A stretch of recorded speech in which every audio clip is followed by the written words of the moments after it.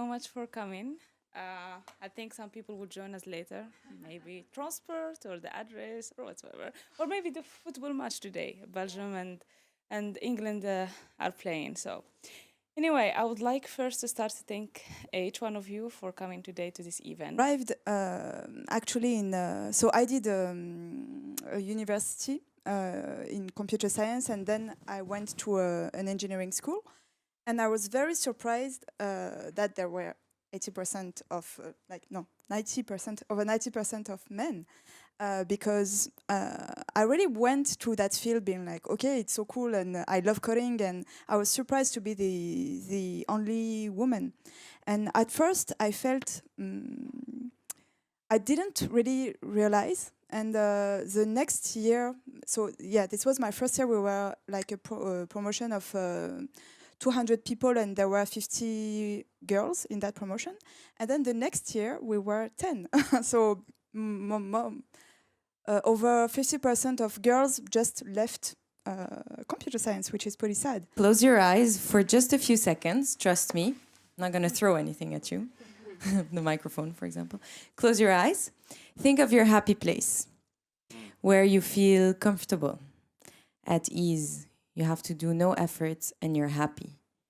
Think of the sounds that are there, the colors, maybe the smells.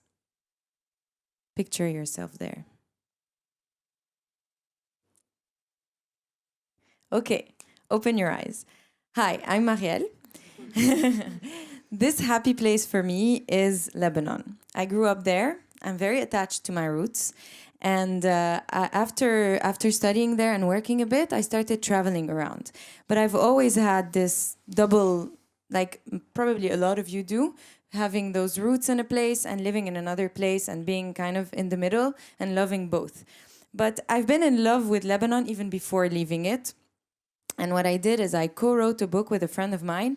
We were naive enough to think we could write a book. So we did. That was one of the biggest things you have to do when you're an entrepreneur. Believe that you can do it. Or elsewhere, but especially in the Arab world, you can be a pioneer. For many reasons. First of all, because unfortunately, for cultural reasons, there are a lot of constraints that women put to themselves, which are sometimes based on fact. I mean, the fact is less women get funded in startup world. Okay, but that doesn't mean we can't change it, right? So this is a fact, but it doesn't mean that, okay, then I can never be an entrepreneur. I'll never be able to do it. A month and a half ago, the time clock started, rolling again in here. And I said, okay, I'm building something new. You were talking about running your baby. So I gave birth to a new baby a month and a half ago.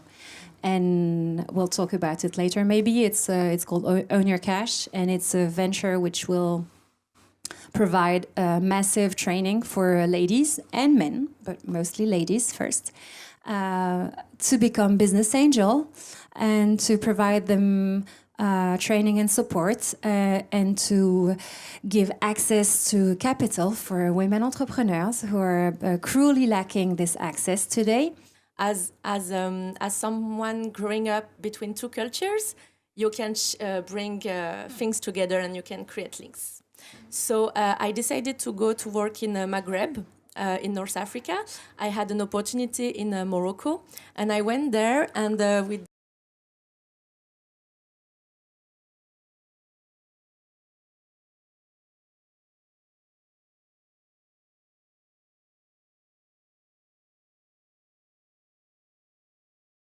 a foundation to create one of the first social green tech incubator.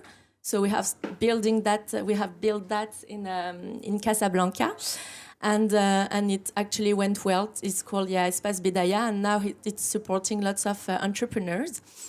Don't do it. You're not an economist, or you never did a business school, or you don't know how it works, or oh my God, you want to grow up a brand. It's not possible. And just to speak about the brands and the textile, it's crazy, but only men take that. I mean, like it's when you see even like a big brand, it's a lot of the times DA are men's director who recreate for women's.